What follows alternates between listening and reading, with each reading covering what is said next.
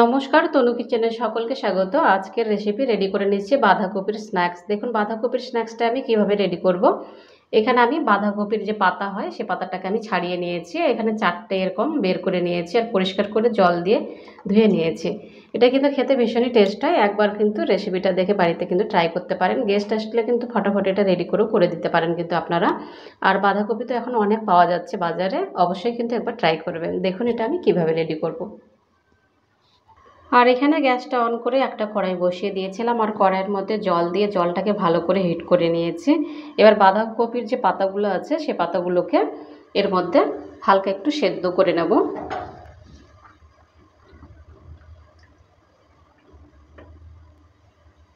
একবারে দেওয়া যাবে না, ওই জন্য আমি একটা একটা করে দিচ্ছি, পাতাগুলো যেহেতু বড় আছে অনেকটাই।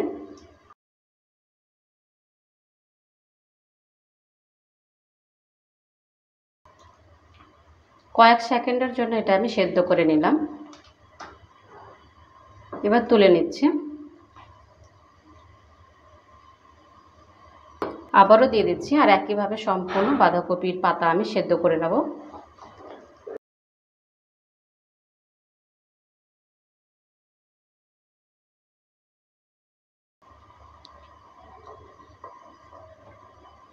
এটাও সেদ্ধ হয়ে গেছে, এবার তুলে নিচ্ছি। আর একইভাবে আমি সম্পূর্ণ বাঁধাকপির পাতা সেদ্ধ করে নিয়েছি।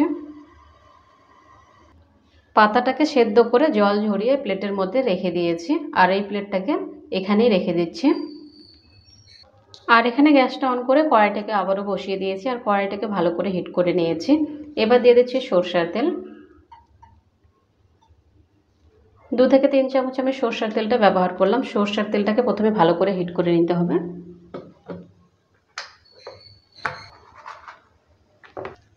সরষের তেলটা হিট হয়ে গেছে, হাফ চামচ দিয়ে দিচ্ছি গোটা জিরা।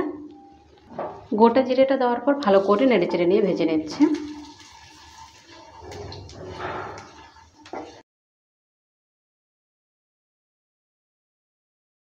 গোটা জিরেটা ভাজা হয়ে গেছে, এবার দিয়ে দিচ্ছি পেঁয়াজ কুচি। একটা মাঝারি সাইজের পেঁয়াজ নিয়েছিলাম আর এভাবে করে কুচি কুচি করে কেটে নিয়েছি। পেঁয়াজটা দেওয়ার পর ভালো করে নেড়েচেড়ে নিচ্ছে।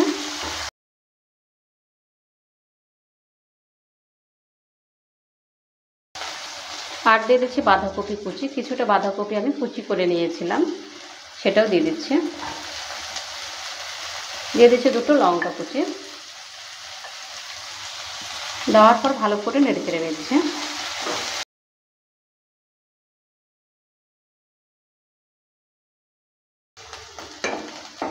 হালকা কালারটা চেঞ্জ হয়ে গেছে, এবার দিয়ে দিচ্ছি এখানে আলু। আলুটাকে আমি সেদ্ধ করে নিয়েছিলাম, 2টো আলু নিয়েছিলাম আর আলুটাকে এভাবে করে সেদ্ধ করে নিয়েছিলাম আর হাত দিয়ে একটু ভেঙে নিয়েছি। সেদ্ধ করা আলুটা দেওয়ার পর ভালো করে নেড়েচেড়ে নিচ্ছি আবারও।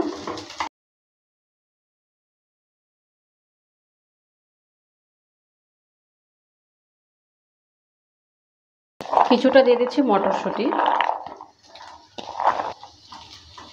মটরশুঁটিটা দেওয়ার পর ভালো করে আবারও নেড়েচেড়ে নিচ্ছে।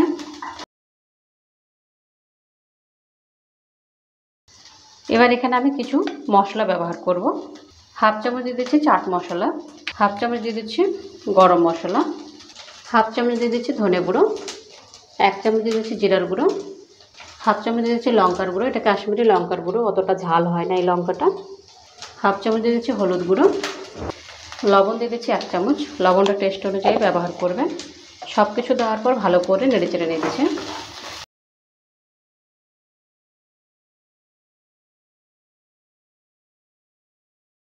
আর উপর থেকে দিয়ে দিচ্ছি ধনেপাতা কুচি।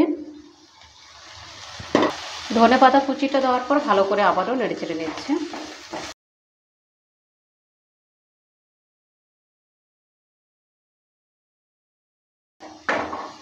পুরটা আমার রেডি হয়ে গেছে, এবার আমি নামিয়ে নিচ্ছি।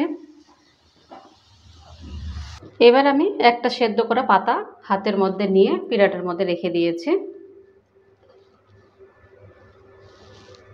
আর যে পুরটা রেডি করলাম সেই পুরটা এবার পাতাটার মধ্যে দিয়ে দিচ্ছি।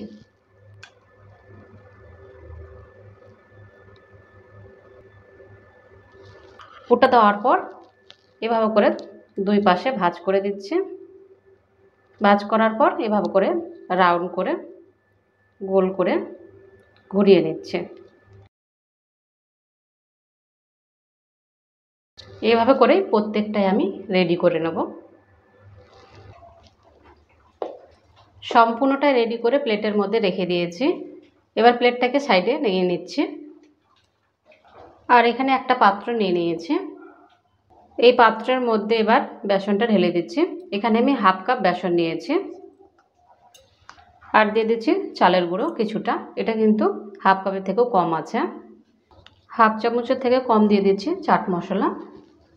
দিয়ে দিচ্ছি হাফ চামচ লবণ, লবণটা টেস্ট অনুযায়ী ব্যবহার করবেন।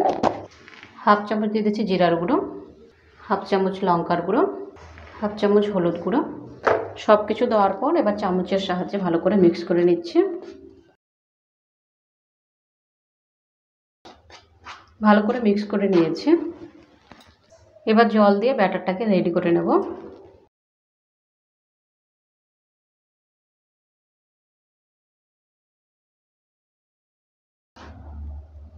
ব্যাটারটা রেডি হয়ে গেছে। এটা কিন্তু খুব পাতলা করা যাবে না, একটু ঘন ঘন ভাব থাকবে।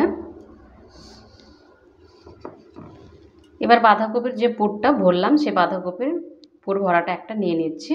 নেওয়ার পর এভাবে করে বেসনের মধ্যে ভালো করে লাগিয়ে নিচ্ছি, ঘুরিয়ে ঘুরিয়ে ভালো করে লাগিয়ে নিয়েছি।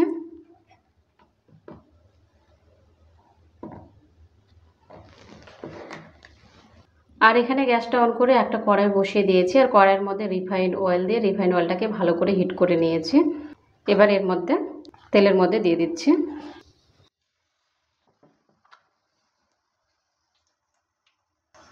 একটা একটা করে উল্টে পাল্টে ভেজে নেব।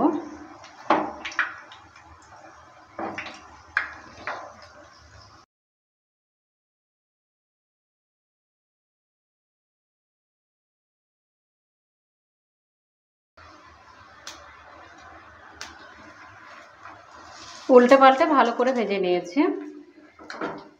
আর একইভাবে বাকিটাও ভেজে নেব।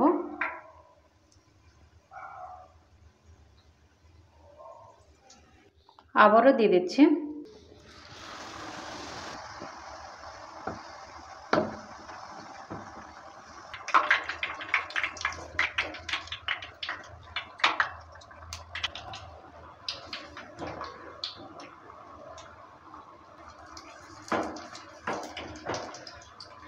একইভাবে এটাও ভেজে নিয়েছি। আর একইভাবে সম্পূর্ণটাই আমি ভেজে নিয়েছি।